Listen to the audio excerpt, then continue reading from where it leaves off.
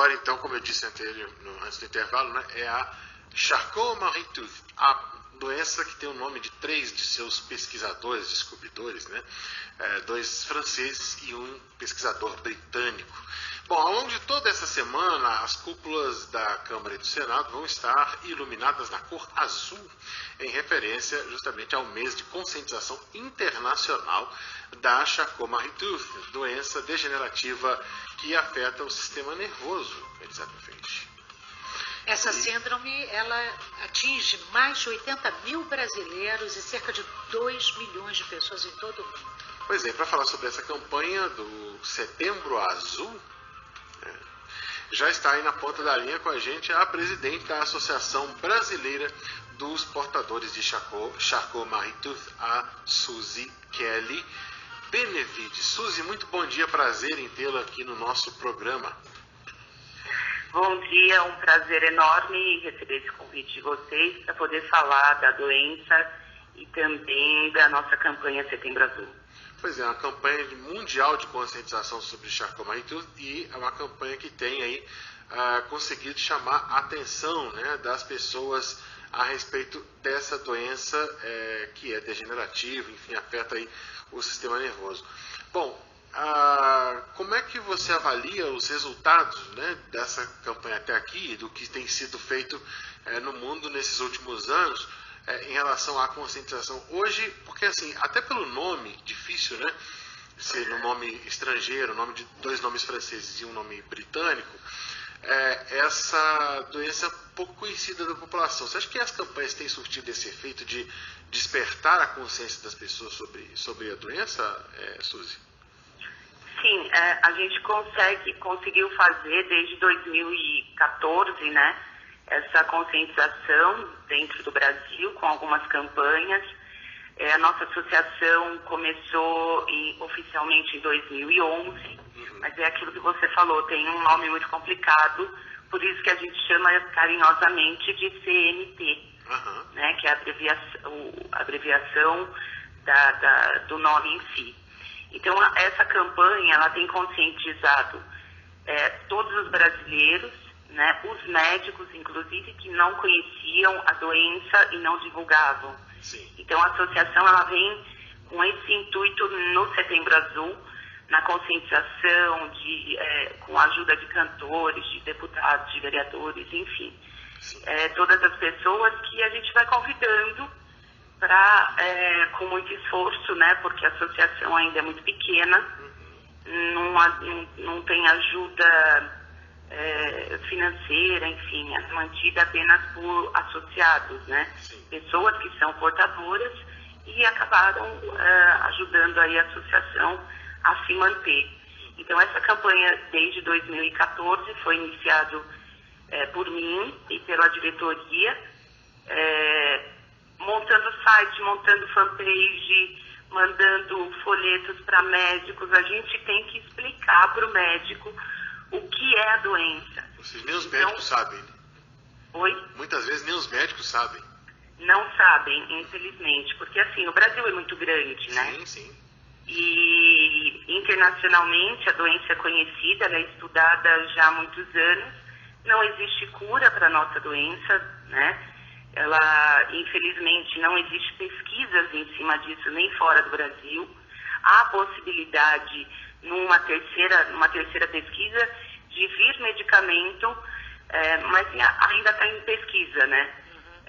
Então, a nossa associação, ela está em conjunto com alguns médicos pesquisadores fora, para que a gente um dia consiga trazer esse medicamento que ainda está em teste, né, fora do Brasil. Agora, então, Suzy, o importante é as pessoas realmente se cadastrar na associação, né, para que a gente possa fazer uma mobilização muito maior. Agora, Suzy, eu confesso que estou tomando conhecimento da doença pela primeira vez, né, quando eu vi que você seria entrevistada, fui dar uma olhada no que seria, mas eu gostaria que você explicasse para os ouvintes, porque deve ser uma doença que as pessoas desconhecem, né? Como você falou, até médicos mesmo não conheciam. Como que é essa doença? O que que ela afeta? Ela é hereditária? Que tipo de sintoma a pessoa tem? Eu queria que você falasse um pouquinho. Inclusive do seu próprio depoimento pessoal, né? Quando você recebeu o diagnóstico, como foi isso? Quer dizer, a Isabel falou de sintomas, né? O que você sentiu? O que te levou a buscar informação para saber o que estava acontecendo com você? Então, vamos lá por partes. Eu descobri a doença em 1989, aos 17 anos. Um médico da Unicamp, um neurologista, ortopedista. Então, como eu inflamava muito as mãos, eu trabalhava em caixa de supermercado. E aí, na digitação, que na época era tudo digitado, né? Eu inflamava repetidamente os dedos, né? Os tendões. Sim. E aí o médico tinha acabado de ver alguma informação nos Estados Unidos, enfim, não me lembro bem a história dele, e ele suspeitou. Daí ele me mandou para uma biópsia muscular na época. Hoje não, hoje já está mais avançado aí a forma de diagnosticar, né? E ele me mandou para uma biópsia aqui em São Paulo com o Dr. Beni, e ele fez a biópsia e descobriu que eu tinha doença. E é muito incrível, assim, que imaginar aos 17 anos de idade, você ouve de um médico dizendo, você não vai morrer disso, você vai morrer com isso, não tem cura e você pode parar de andar em algum momento. Imagine isso aos 17 anos. Infelizmente hoje a gente ainda tem médicos falando isso, né, para as mães dos portadores de CMT. Então, enfim, aí a associação ela vem informando que não é bem assim. Então, nós temos hoje pesquisados mundialmente 3 tipos, de CMT. Então, cada um com a sua gravidade. Esse ano, por exemplo, a gente perdeu uma pessoa, uma jovem de 13, 14 anos, com agravantes da doença, né? Então, assim, CMT não mata, mas os agravantes dele é que é o problema. Então, ela é uma doença do sistema nervoso periférico que afeta os músculos em si, né? Então, existe uma distrofia muscular. Isso na forma 1, né? Então, a gente tem 1, 2, 3 e o X, o 4 e o X. Então, cada um tem a sua gravidade em termos de vida. A gente tem pessoas cadeirantes, temos pessoas com tráqueo, temos pessoas que com o agravamento, né, conforme a gente vai ficando mais velho, a coisa vai piorando, né? Porque é considerada uma doença, entre aspas, de velho, né, de pessoa idosa. Por que isso? Porque todos nós, quando vamos envelhecendo, os nervos e os músculos vão atrofiando, né? E assim, o que a gente tem hoje como tratamento? Fisioterapia, hidroginástica, coisas que não têm e não podem impacto. Então, isso eu já fui orientada lá em 89, dizendo que eu não poderia, por exemplo, correr, fazer alguns exercícios de impacto, mas ninguém sabia explicar muito. Hoje a associação ela vem alavancando informações e assim, pedindo realmente para os médicos que conhecem a doença, trazer alguns benefícios fora do Brasil, algumas pesquisas que tem lá fora e que a gente pode fazer aqui no Brasil. Mas é tudo muito difícil para todo e qualquer portador. Até porque eles também, muitos, são portadores de CMT, mas são confundidos com outras doenças, como poliomielite, como esclerose múltipla. Então, nós somos confundidos com outras doenças degenerativas também. Pois é, agora, a maneira como a doença afeta o cotidiano das pessoas varia muito, então, com o tipo de CMT que ela está apresentando, né? Exato. Ou seja, como foi a qualidade de vida dela. Sim. Então, assim, por exemplo, as atividades que ela pode e que ela não pode fazer, isso vai depender de como ela está sendo afetada. Mais ou menos. Por exemplo, se você, vamos supor que foi uma pessoa, a gente tem inclusive atletas, né, dentro do atletismo paralímpico, Sim. que faz natação, enfim, mas faz desde pequeno. Agora, eu aos 47 anos, se eu inventar de fazer uma natação intensiva, quando você, por exemplo, uma pessoa normal vai fazer corrida, um CMT não vai conseguir fazer. Sim. Entende? Então, os impulsos de movimento acelerado, um CMT não consegue. Entendi. Agora, o seu caso, por exemplo, começou a manifestar pelas mãos. Em geral, acontece isso, ou a manifestação ela pode se dar de outras formas? Uma das características que já dá para ver desde criança, quando começa a andar, é o pé cavo. Entendi. Né? Então, a pessoa, em vez de ter um pé reto, ela tem um pé cavo. Eu, quando pequena, não me lembro muito com que idade, fiz uma cirurgia nos pés para alongar o pé. Entendi. Né?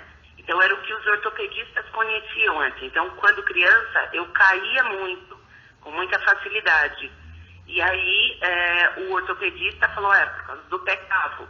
E, na verdade, não era, já era manifestação da CMT. Agora, Suzy, tem um projeto aqui em análise na Câmara dos Deputados, que é projetado pela Mara Gabrilli, né? Que é do PSDB de São Paulo. Esse projeto prevê aí que os pacientes da CMT, eles possam ter direito à concessão aí sem período de carência, né? Do auxílio-doença e também da aposentadoria por invalidez quando isso for estritamente necessário. Que importância você dá a essa proposta? Não só essa, como outras várias que a Mara Gabrilli entrou para a gente, né, como portador, inclusive a isenção direta no imposto de renda. Porque o que acontece? Um Charcot já é difícil de ser diagnosticado. Quando ele consegue o diagnóstico de CMT, ele está muito avançado já. E aí já não consegue mais fazer muitas coisas, tem que parar de trabalhar. Agora, tem muitas pessoas que trabalham até o final da vida e está tudo certo, né? Não tem agravamentos, mas tem gente que realmente não tem como. A aposentadoria, a Charcot em si, a nossa doença, ela tem uma grande importância no reconhecimento dela. Então, como que uma pessoa vai trabalhar se ela não consegue pegar um ônibus, ela não consegue subir no ônibus, ela não consegue pegar uma caneta, ela não consegue... Então, assim, é de uma grande importância essa ajuda que a Mara Gabrilli está dando e está oferecendo aí, está entrando com os projetos. Muitas pessoas não conseguem fazer mais nada, entende? Então, é de uma grande importância o reconhecimento da CMT, da Charcot-Marie, para dentro das leis e dos processos e na deficiência física de projetos de leis, enfim. Muito bem. A Suzy Benevides conversando com a gente aqui, ela que preside a Associação Brasileira dos Portadores da Charcot-Marie-Tooth, essa doença CMT, degenerativa do sistema nervoso periférico, conversando com a gente a respeito do Setembro Azul, conscientização a respeito dessa doença, a gente pode tomar conhecimento. Suzy, eu quero agradecer demais a sua presença aqui com a gente e dizer que fiquei muito impactado com o seu depoimento, com a sua entrevista e com o meu próprio desconhecimento, né, do tema, e a Elisabel também acabou de confessar isso aqui há uns minutos atrás. E eu acho que nós aqui nesse estúdio somos os primeiros alvos, né, dessa sua entrevista, porque nós passamos a conhecer através de você. E o que a gente espera é que os ouvintes que estão com a gente aqui, ligados no nosso programa, estejam tendo o mesmo impacto, conhecendo mais, sabendo mais. E eu acho que informação é o principal antídoto contra preconceito. E que a gente possa vencer, né, como todas as pessoas com deficiência nesse país, vencer o preconceito, que é talvez a principal barreira que a gente enfrenta, porque tudo mais que a gente tem aí, por mais que seja difícil, a batalha não é fácil, a gente sabe que são complicações decorrentes da deficiência, todo mundo, né, das pessoas com deficiência geral tem, mas se as pessoas tratarem de uma maneira igual, de uma maneira, né, igualitária, positiva, eu acho que a gente já consegue andar bastante aí, porque o preconceito é talvez uma das grandes chagas da nossa sociedade e que precisa ser vencido. Eu acho que a gente hoje contribuiu um pouquinho para poder melhorar isso. Muito obrigado pela participação, Suzy. Edson e Elisabel, muito grata de verdade por essa oportunidade de falar da doença, da conscientização do Setembro Azul, e eu faço novamente um apelo para que as pessoas que suspeitam dessa doença entrem no nosso site, se cadastrem para que a gente tenha mais força nacional na conscientização da doença e na informação. A minha gratidão a vocês que abriram o canal para que eu pudesse falar um pouco da doença, e também a deputada Mara Gabrilli por essa oportunidade nos processos e nos nossos direitos. Minha gratidão em nome de toda a associação e da diretoria ABCMT a vocês. Muito obrigado. Grande abraço. Abraço. Abraço. Muito obrigado aí por participar com a gente. Tá aí a participação